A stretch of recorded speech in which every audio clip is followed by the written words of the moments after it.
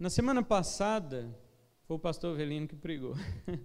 Na semana anterior, nós falamos acerca da primeira parte deste versículo. Nós estamos falando no versículo 12 sobre a razão pela qual o cristão deve trajar as suas armaduras. Por que que o cristão deve se vestir das armaduras de Deus?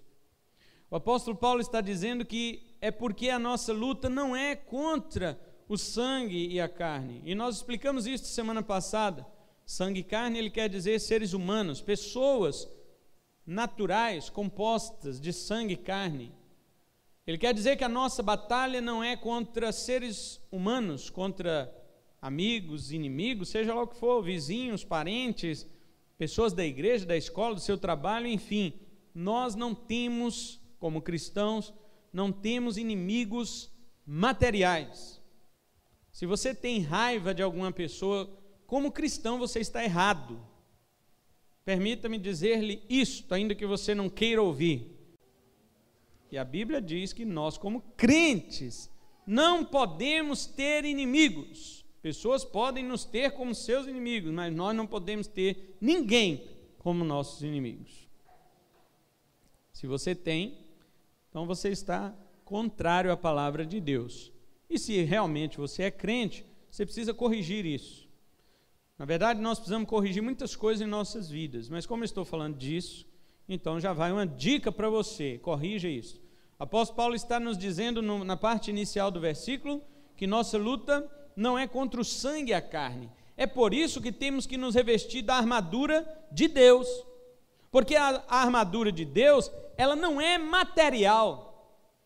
Toda vez que eu vejo alguém pregar aqui em Efésios 6, eles ficam fascinados com os próximos versículos, no verso 14, que fala, cingindo com o cinturão da verdade. Aí coloca lá um desenho de um cinturão, outro fala couraça da justiça, coloca aquelas couraças. As pessoas ficam tão impressionadas com as figuras, que se esquecem daquilo que elas representam. E aí coloca o desenho de um soldadinho romano, todo incapacitado, cheio de espada na mão, com as botinhas, todo pronto para a guerra, porque nós somos visualistas, nós somos materialistas, nós queremos achar que se revestir da armadura de Deus é coisa material, e não é.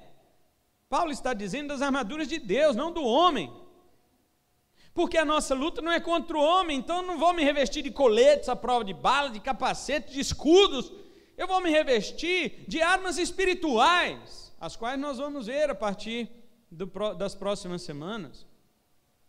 Então entenda isso, a sua luta não é de nível físico, a sua luta é de um nível espiritual.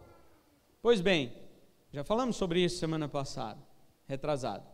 O que eu quero dizer hoje, primeiro falei do que não é a nossa luta, agora eu vou dizer sobre contra quem é a nossa luta. Paulo está citando aqui algumas categorias de hierarquias malignas. No versículo 11, quando nós pregamos vários domingos, 12 domingos no versículo 11, nós falamos das astutas ciladas de quem? Do diabo. O diabo, ele é o chefe destes anjos. Veja bem, os irmãos, preste atenção, porque o diabo lá no céu, antes dele cair, ele não era o chefe dos anjos como as pessoas pregam por aí. A Bíblia diz que ele era um querubim. Querubim não é uma classe, digamos, governadora de anjos, não é. Querubim, ele tem sua patente. O querubim, ele tem sua função. A função do querubim é guardar. O querubim, ele é um vigilante, ele é um guarda. Ele não é um anjo patenteado no governo, na autoridade. Satanás era dessa estirpe. Ele era um querubim, ele não era do mesmo nível de Miguel, por exemplo. Miguel é arcanjo. Miguel é chefe dos anjos. O diabo, antes da queda, ele era um guarda. Ele estava abaixo de Miguel, muito abaixo. É que as pessoas querem comparar o diabo agora, com a posição que ele tem caído no reino dele, com e querem transferir isso para antes dele cair, mas não tem nada a ver. Ele hoje é o chefe dos anjos caídos e dos demônios, por quê? Porque ele liderou esta rebelião. Então todos os outros demônios, que anjos, né, eram anjos de Deus, que caíram com ele, tiveram que se submeter a ele. Por isso ele é o chefe dos anjos. Embora lá antes de pecar ele não era. Mas como ele liderou, ele comandou esta rebelião, então até anjos de maior patente do que ele lá no céu, quando caíram com ele, se submetem a ele hoje. Os irmãos entenderam isso aí? Por isto, vamos prosseguir. Primeiro nós vimos a astuta cilada de quem? Do diabo, ele é o chefe. Ele é que maquina todo o processo de derrubar a crente. Todo o processo de destruir a igreja, é ele que faz todo o projeto. Agora, ele tem agentes a seu serviço. As astutas ciladas pertencem ao diabo, mas agora ele tem agentes que trabalham para ele. E é isso que nós vamos ver a partir de agora. Nós vamos ver hierarquias malignas. A primeira que o apóstolo Paulo cita é principados. Veja na sua Bíblia aí. Versículo 12, ele diz: porque a nossa luta não é contra o sangue e a carne, como nós já vimos, e sim contra os principados. Muito bem. A palavra grega que Paulo usa aqui para principados é a palavra arquê. Arquê. Você junta esta palavra arquê com anjo e dá o quê? Arcanjo. Então veja que arcanjos também caíram. Miguel não caiu, porque lá em Judas 9 fala de uma guerra que Miguel teve contra Satanás. Então Miguel ficou do lado de Deus, mas outros arcanjos caíram. A palavra grega que Paulo usa aqui é a palavra que significa príncipe, por isso foi traduzido principado. Arquê no grego significa principal. Nas classes de anjos, nós sabemos que existe, vou citar algumas classes de anjos aqui para os irmãos: mensageiros, guerreiros, querubins, serafins, arcanjos. Aqui é esta que Paulo está usando aqui. Existem outras que nós vamos citar dentro deste versículo. De acordo com Daniel 10, versículo 13, Miguel é um dos primeiros príncipes. Se ele é um dos primeiros, existe outros. Miguel é um dos arcanjos, conforme diz Daniel 10, 13. Então há outros arcanjos que a Bíblia não menciona. A Bíblia, quando vai falar de arcanjo, ela sempre fala no singular, tirando esta parte aqui, porque foi traduzido principado, mas quando junta a palavra arquê com anjo, que é arcanjo, a Bíblia sempre fala no singular, sempre se referindo a Miguel. Mas na literatura apócrifa, existe relato de outros arcanjos.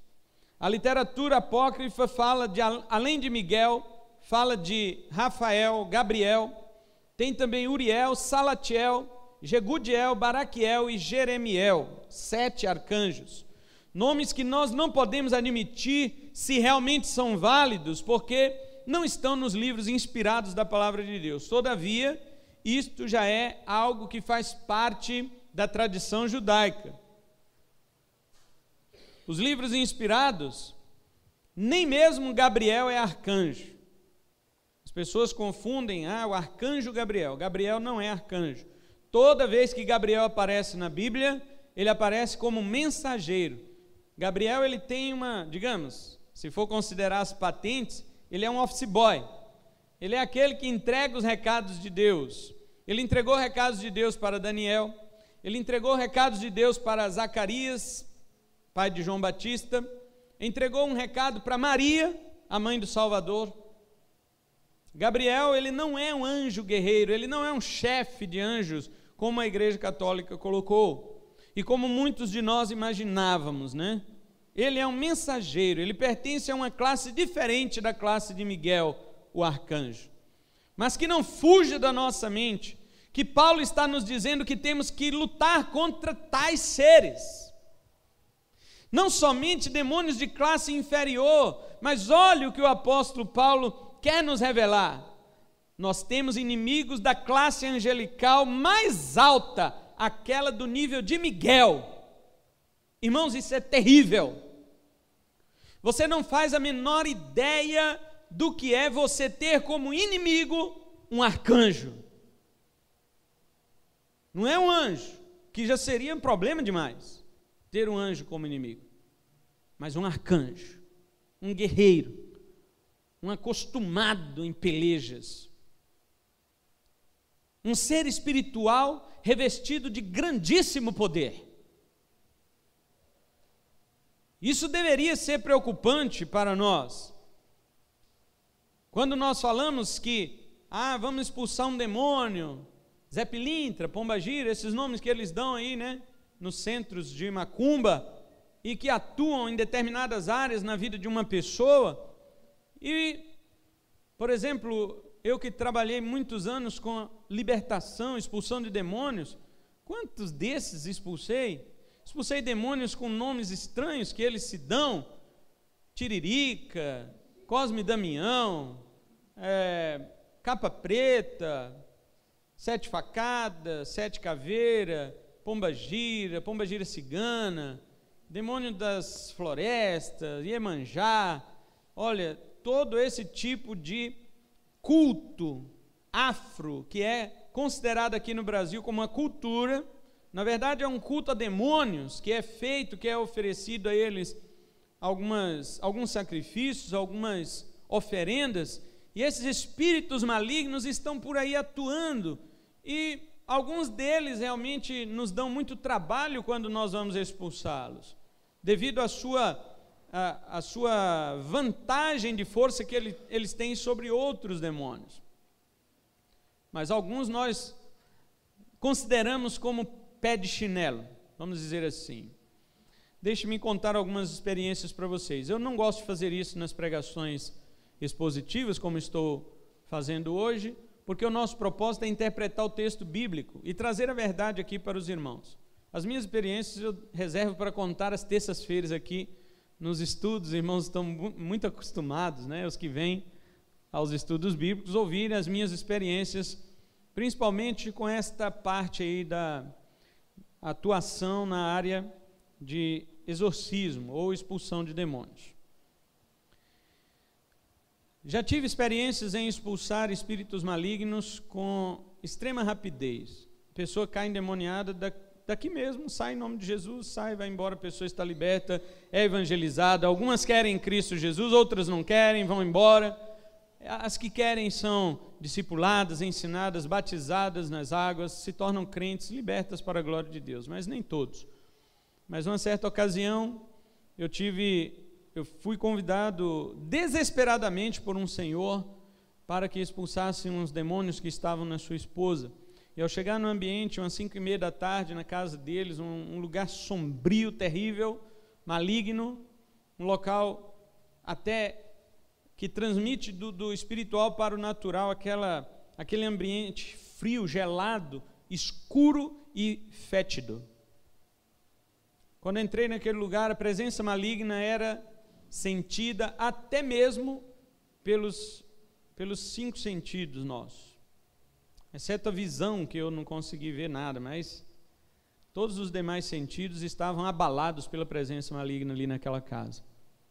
Eu nunca demorei 10 minutos para expulsar qualquer demônio, até mesmo castas, até mesmo falanges, não vou dizer de legiões. A legião foi a primeira vez, e eu não sabia que era uma legião que estava naquela mulher. Eu vi ela arremessando uns meninos, assim que nem o Iago, né, forte assim, não tão altos quanto o Guilherme, o Vitor, mas do meu tamanho assim, baixinho, mas bem forte. E ela arremessava esses meninos com uma perna. Ela deitada, eles tentavam segurar a perna que ela estava se batendo, e ela dava um empurrão com a sua perna, e esses meninos voavam longe, eles caíam lá em cima do armário, em cima de algumas peças da casa. Tinha 2 irmãs comigo, elas ficaram apavoradas. Eu falei, segura, agora é a vez de vocês. Elas, de jeito nenhum. Falei, pode segurar porque é em nome de Jesus, é diferente. Falei, pode segurar, coloque a mão. As correntes do Senhor estão segurando isso aí. Colocaram as mãos sobre as pernas dela, ela ficou imóvel. Irmãos meus queridos, eu levei 1h30 para expulsar esses demônios. Eu já não sabia mais o que fazer, estava cansado. E então, quando eu vi que eles não iam sair mesmo, e era domingo, tinha culto, eu tinha que voltar para a igreja, eu então olhei para aquela situação, cansado, suado, porque esgota a gente fisicamente esse tipo de trabalho. Então eu disse assim para aqueles demônios, olha só, eu resolvi, não vou mais na igreja hoje, enquanto você não sair. E eu resolvi de novo, não vou para minha casa, se você não sair hoje. E eu resolvi, não vou embora, nunca mais dessa casa, se você não sair. Agora você fica e eu também. Eu estava exausto, como é que eu ia cumprir essa promessa? Mas o Senhor me revestiu de força e aqueles demônios começaram então a se entregar.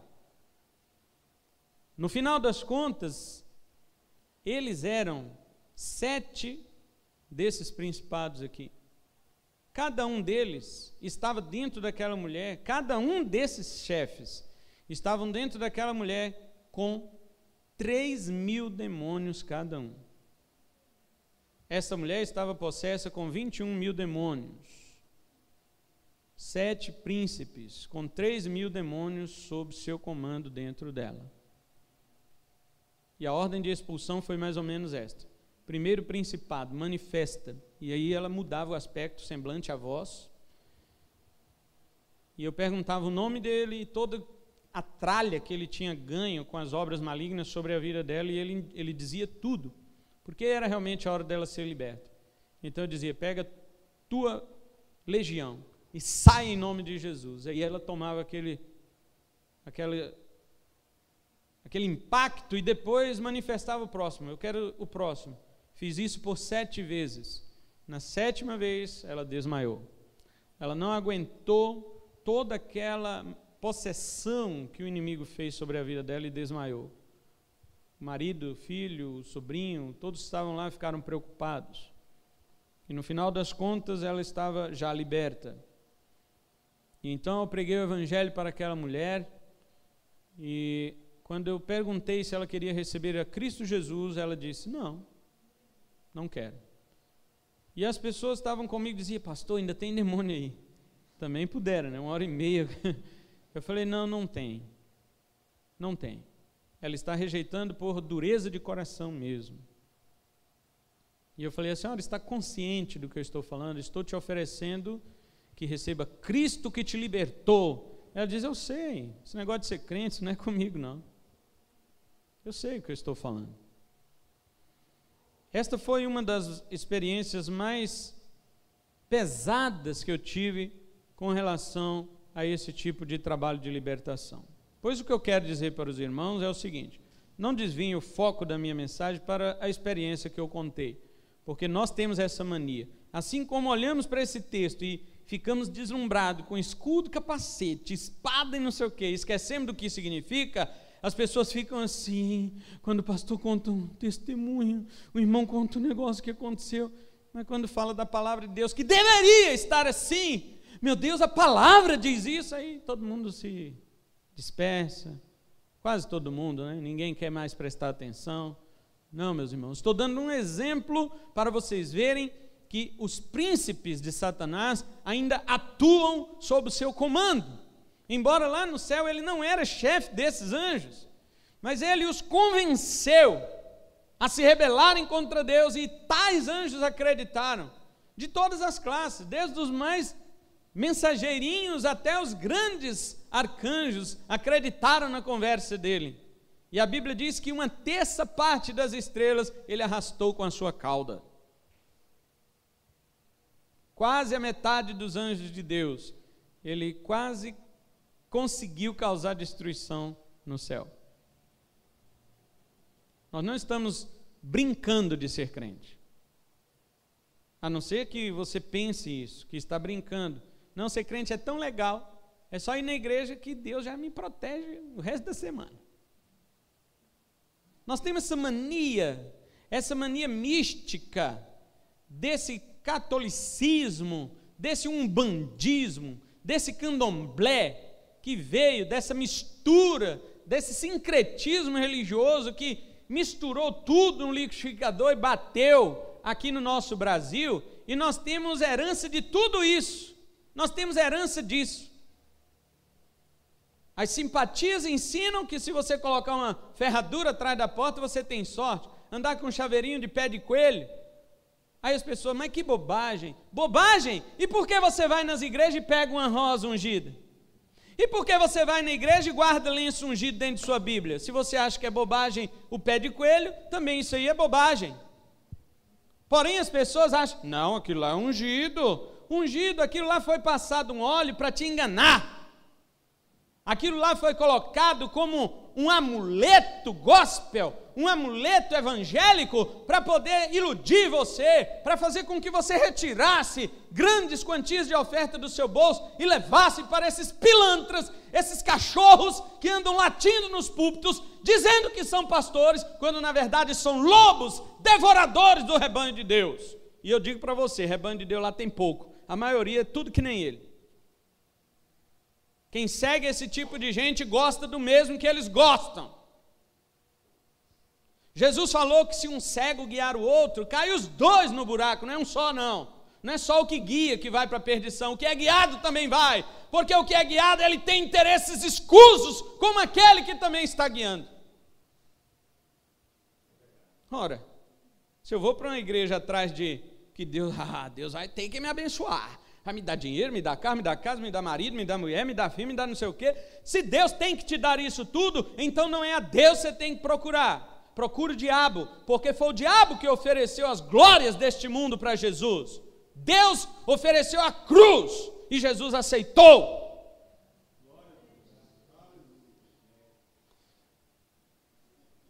Os irmãos podem me achar duro na minha pregação, mas se eu estiver fora da Bíblia, eu volto atrás sem nenhum problema. Volto atrás sem nenhum problema. O que eu quero dizer é que estes malignos seres, eles são de classe alta.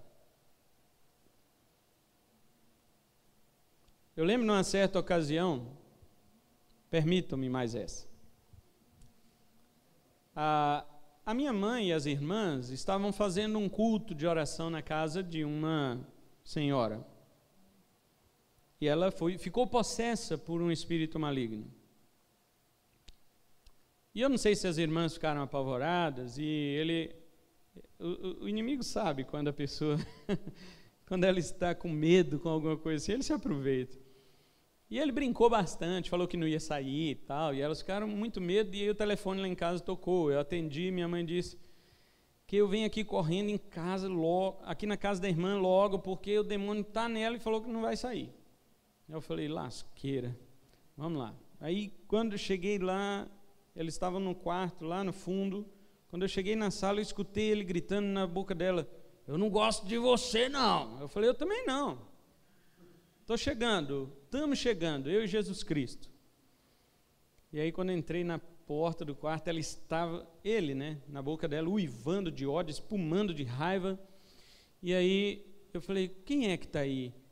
Ele falou assim, ué, você não é pastor? Você tem que saber. Aí eu falei para ele, rapaz, eu sou pastor, não sou macumbeiro nem pai de santo. Vai falando quem está aí logo. Aí as irmãs caíram na risada e foi saindo de perto, porque perto do demônio todo mundo tem reverência, né? Diante de Deus quase ninguém tem, mas diante do demônio fica todo mundo sério, que eu sou espiritual. Aí elas acharam engraçado que eu respondi para ele que eu não sou pai de santo e nem macumbeiro. E aí minha mãe, esse cara é doido, do que ele está falando para o demônio? Irmão, já estava saturado de tanto ficar expulsando esses demônios, entre aspas, pé de chinelo. E aí quando falou o nome, expulsamos em nome de Jesus, foi embora. Eu falei, olha, vai fazer gracinha no seu centro de macumba. Aqui não, aqui é lugar de libertação. Pronto, foi embora, mulher liberta, elas fizeram o trabalho, Deus glorificado. O que eu quero dizer com isto é que existem demônios que de fato eles são desses bagunceiros, eles são desses aí que promovem o engano, como, falei que era a última, uma outra ocasião no Dia das Crianças, sempre passa lá em Belo Horizonte aqueles carros de Cosme e Damião jogando bala para as crianças. É dia de Cosme e Damião, não sei o que, venham pegar as balas, né, os pirulitos e tal. E aí, na nossa igreja lá, manifestou esse demônio numa menina. E aí, numa jovem, ela caiu no chão, e aí, quando eu fui expulsar, ela falava com voz de criança, me dá balinha, me dá balinha. E eu falei para ela, olha, eu falei para eles, né? Falei, já sei quem está aí, mas eu queria que ele falasse o nome dele, porque lá tem muita idolatria sobre esses dois, Cosme e Damião. Então eu falei, como é seu nome? Ele disse, Cosme e Damião, me dá balinha. Aí eu falei, toma aqui a balinha, né? Fogo do Senhor sobre ti. Tá! Aí ele começou a me xingar de tudo quanto é nome, falando que eu tinha enganado ele, que eu ia dar balinha e dei fogo. Aí eu falei para ele, que minhas balinhas meio apimentadas mesmo. Mas olha só, você é que engana, disse para ele, você é que engana as pessoas, se passa por santo, São Cosme, São Damião, quando na verdade você está aprisionando as nossas crianças. Então, em nome de Jesus, sai deste lugar. Pronto, foi embora, liberta. Hoje é serva de Deus, essa nós discipulamos, batizamos, se casou com um dos irmãos da igreja. Muito bem, irmãos, existem classes e classes de demônios. Mas o apóstolo Paulo, por incrível que pareça, ele começa com a maior patente dos anjos. Ele começa com os principados. Aquela do mais alto nível, o nível de Miguel. Irmãos, isso é terrivelmente assustador. Eu quero que você contraste isso aqui com sangue e carne. Contraste o nível desses demônios, desses anjos caídos, com os seres humanos. Chega a ser desprezível e ridículo que um ser humano consiga alguma coisa contra um príncipe angelical. E você pode me dizer, não, mas quando eles caíram do céu, eles perderam seu poder? De forma nenhuma. Eles transferiram seu poder para o mal. Eles não perderam sua patente. Aliás, um deles ganhou a maior patente de todos, que foi o chefe deles, que não tinha tanta patente lá assim. E agora é chefe desses todos. Eles mantêm o seu poder, só que agora o poder deles é limitado por Deus para não destruir o mundo antes da hora. Porque se Deus permitisse, meus irmãos, não sobraria nenhum ser respirando sobre a face da terra. Deus é que restringe o poder destes seres aqui, ó. Preste atenção quem são seus inimigos. Chega a ser ridículo fazer comparação. É uma batalha desigual e desfavorável para o ser humano. Paulo nos chama a atenção para o fato de que não existe uma só entidade maligna que não esteja numa emboscada contra nós. Não existe nenhum. Você acha que tem demônio à toa? Tem muito crente à toa. Demônio não. Todos eles estão imbuídos, todos eles estão responsabilizados para nos fazer cair, para destruir a igreja. Eis aí, os principados são esses. O segundo que eu quero falar, está aí também na sua Bíblia, principados e... Não ouvi, principados e... Potestades. Agora Paulo cita a palavra grega exousias. Essa palavra grega exousias significa autoridade. Jesus, quando ele ressuscitou, Mateus 28, versículo 18, ele disse assim para os seus discípulos: é-me dado toda a autoridade ou todo poder no céu e na terra. Jesus está usando esta palavra aqui, exousia. Jesus está dizendo que a ele foi dada toda a autoridade. Então, esses demônios que Paulo chama de exousia, que são potestades ou poderes ou autoridades no mundo espiritual, eles estão abaixo da autoridade de Jesus. Porque, embora eles são autoridade, Jesus somente tem toda a autoridade. Mas esses demônios são autoridade. Esses anjos do diabo que Paulo está aqui falando, trata-se dos maiores poderes do exército maligno. Os maiores poderes a serviço de Satanás. Eles estão abaixo desse que eu falei primeiro. eles estão abaixo dos principados, eles estão abaixo dos arcanjos demoníacos, mas eles têm grande autoridade no reino das trevas. Alguns estudiosos pensam que esses espíritos interferem no poder político que existe no mundo em todas as eras, pois Paulo cita também a dupla principado e potestade quando ele escreve ao pastor Tito, que ensine a igreja, Tito 3, verso 1, ele diz: Tito, ensina a igreja a se sujeitar a todo principado e potestade. Paulo fala essas duas palavras, arque e exousia. Toda igreja, todo ser humano deve submeter aos principados e potestades. Porém, em Tito, Paulo está falando de principados e potestades políticos, humanos. Aqui em Efésios, ele está falando de principados e potestades espirituais, invisíveis, como ele vai dizer no final do versículo, como os irmãos podem ver na sua própria Bíblia. Forças espirituais do mal nas regiões celestes. Então, se Paulo cita essa dupla, principados e potestades, atribuindo isto aos governos políticos, alguns estudiosos da Bíblia consideram que esses tipos de demônios, de anjos caídos, eles influenciam a nossa política, e não só hoje, mas desde quando Adão pecou, desde quando surgiram as primeiras cidades, onde os homens governavam entre si, com escravidão, com machismo, com assassinatos, e enfim, até hoje existem essas coisas, não é verdade? Porque estes seres não pararam de trabalhar. O endemoniado Raul Seixas estava com a razão quando ele cantou, inspirado pelo demônio, eu nasci há 10 mil anos atrás. É mais ou menos nessa época que Satanás caiu mesmo. E ele vem cantando na música um monte de coisa que ele viu. Moisés abriu o mar vermelho. Você viu que ele cita as coisas da Bíblia? Viu até Jesus ser crucificado. Só uma coisa que ele não canta, aquele demônio safado, ele não canta que ele foi humilhado na morte de Jesus. Isso aí ele não canta. Porque a Bíblia diz que quando Jesus morreu, ele humilhou Satanás e todos os seus principados e potestades. Colossenses capítulo 2, verso 15. Também está lá essa dupla. Mas vamos lá. Seja como for, nós sabemos que esta classe maligna é extremamente patenteada e cheia de domínio. Eles são autoridade. Terceiro, principados, potestades, o que mais que diz na sua Bíblia? Não ouvi, irmãos. Como é que é? Dominadores. Paulo usa agora a palavra grega cosmocrator. A palavra cosmos é mundo, nós vimos isso ontem no culto dos jovens, eu preguei sobre isso. E a palavra krator significa governo.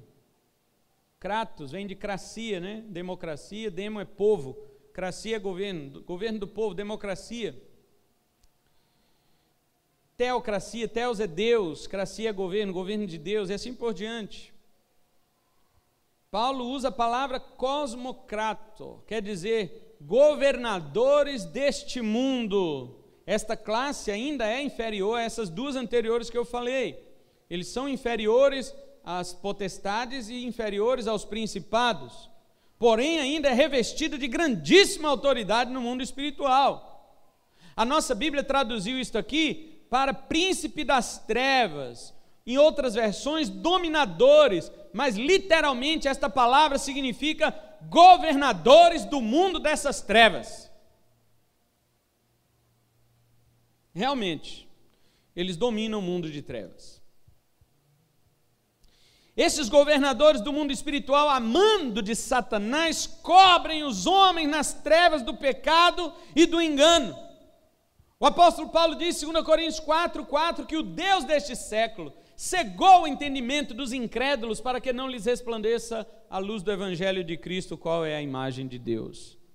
Você sabe por que as pessoas não aceitam o evangelho? Porque elas ou não entendem, porque uma das maneiras do diabo cegar é essa, confundindo a mente, e a outra maneira é forçando o indivíduo que entendeu a se rebelar. O diabo mantém tanto as pessoas nas trevas espirituais que mesmo a pessoa entendendo o que é o evangelho, ele é obrigado por estes governadores do mundo de trevas a rejeitar aquilo que ele está entendendo. Por isso é necessário pregar a verdade. Por isso é necessário falar o evangelho claro, puro e verdadeiro. Eu não estou aqui como pregador para atrair pessoas para Cristo, de forma nenhuma. Eu estou aqui para pregar o evangelho. Quem vai atrair é o Espírito Santo, se Ele quiser. Se Ele quiser. Eu estou aqui para pregar o evangelho. Agora, o que acontece hoje em nossos dias são pastores que tentam fazer o papel do Espírito Santo. Só que é um tipo de blasfêmia. Preste atenção na maneira que eu vou destrinchar isso aqui para você entender. O Espírito Santo atrai o indivíduo a Cristo através da pregação do quê? Do evangelho da verdade. Este evangelho pode ter alguma mentira? Não pode, porque o Espírito Santo é o Espírito da verdade. Então ele só vai atuar quando eu pregar a verdade. E ele é que vai atrair o indivíduo, goste ele ou não, do evangelho. O Espírito Santo vai exercer uma atração sobre ele, se o Espírito Santo quiser. Muito bem. Vamos lá, olha minha linha de raciocínio.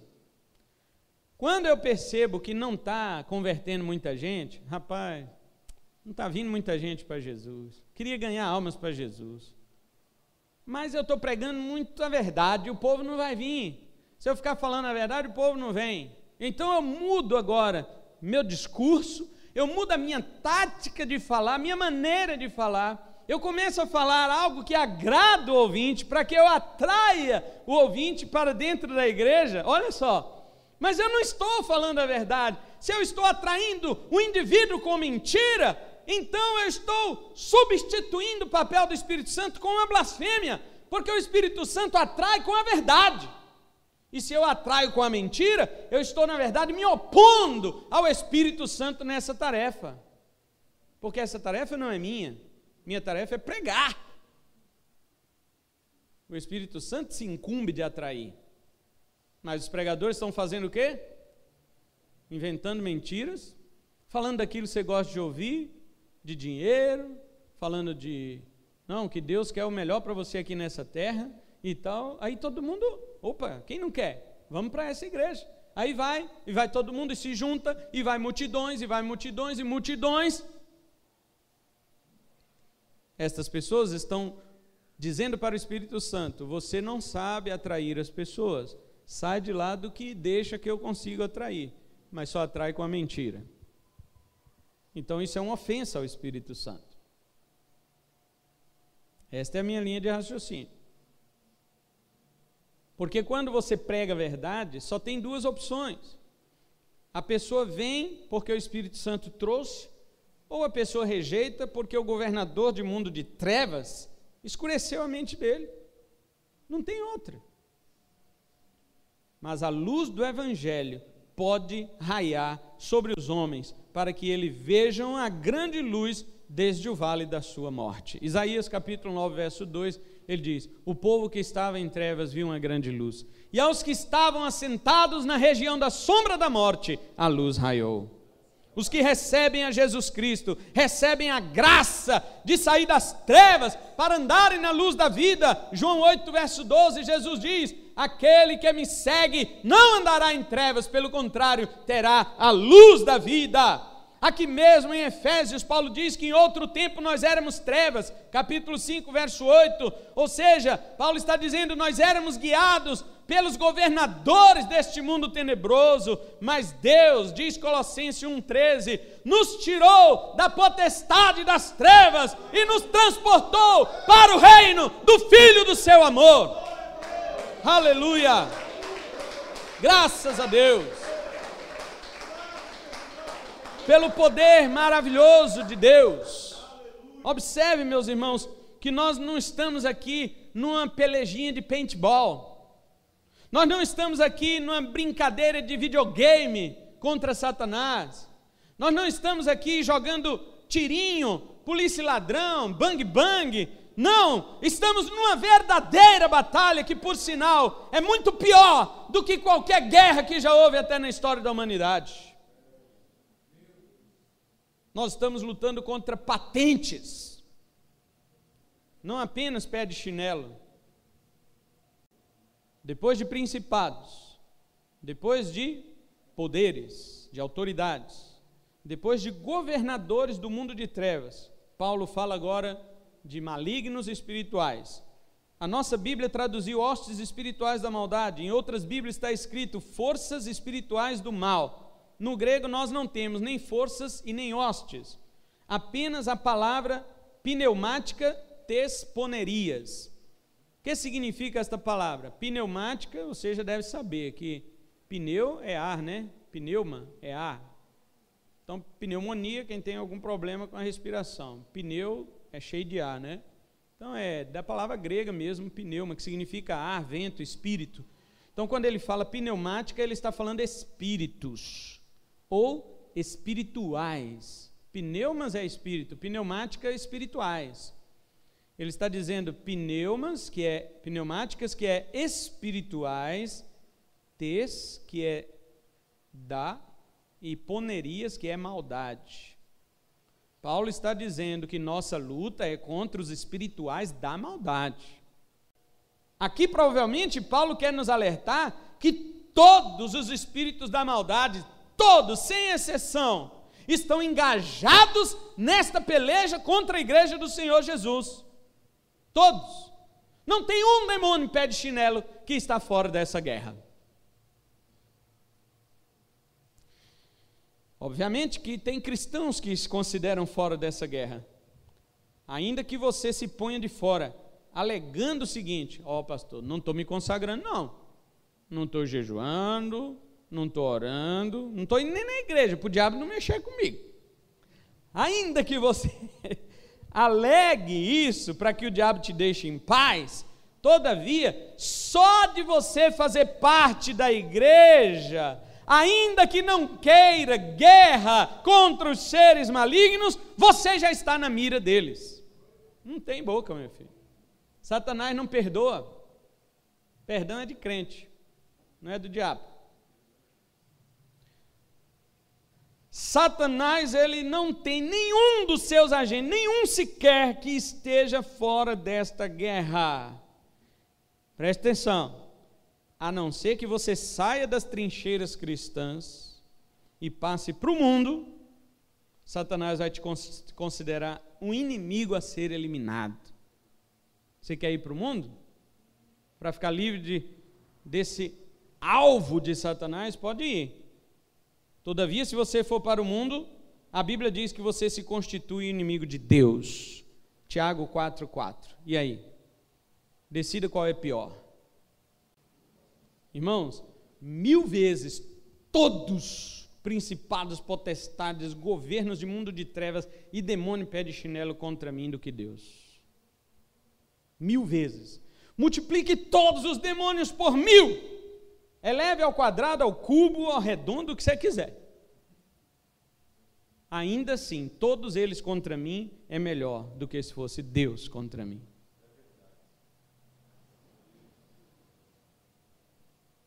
Mas se você está na igreja, não adianta. É melhor você jejuar.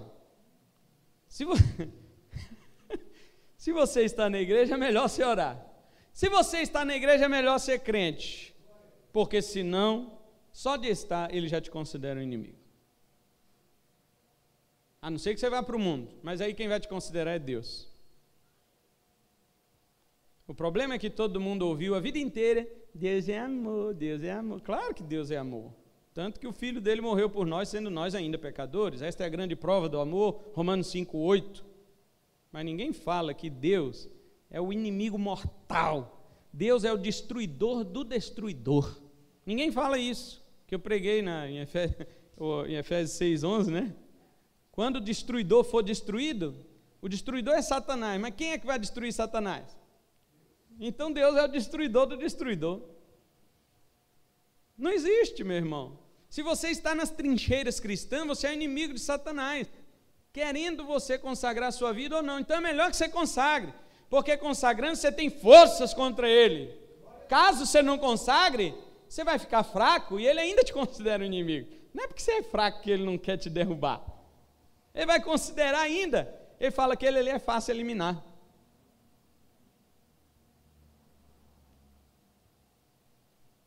Ficando apático ou não para esta guerra, você não pode fugir dela. Mesmo estando na igreja sem fazer nada contra Satanás, você é alvo da fúria dele. Mesmo estando no mundo sem fazer nada contra Deus, você é alvo da fúria dele. Eu estou na igreja, mas não estou mexendo com o diabo, não. Não vem não, diabo. Estou quieto. Você é alvo da fúria de Satanás. Então vou para o mundo, mas vou ficar sem pecar, não vou fazer nada contra Deus. Você é alvo da fúria de Deus. Não existe meio termo, irmãos.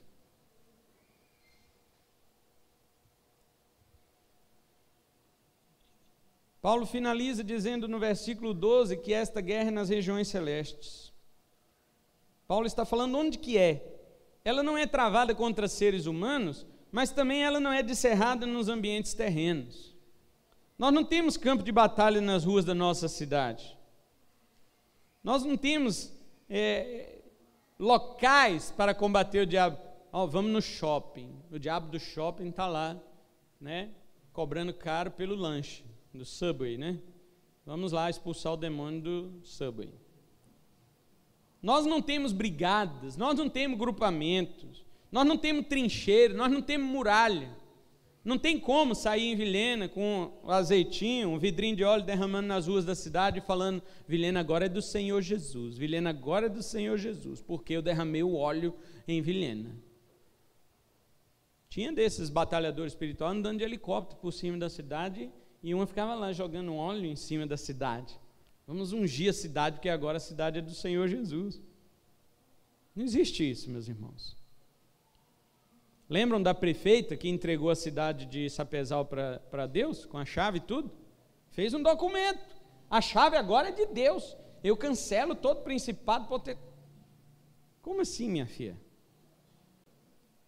Como pode? Não existe isso, meus irmãos. Nossa guerra não é aqui. Nossa guerra não é em Vilhena, Sapezal, na cidade da Bahia, no mundo inteiro. A nossa guerra, Paulo diz, está num ambiente invisível, estranho e difícil. É um campo de batalha espiritual, admitido unicamente pela fé no que a Bíblia diz, porque Paulo recebeu esta revelação de um modo espiritual, especial para transmitir aos Efésios e consequentemente a nós, os demais gentios.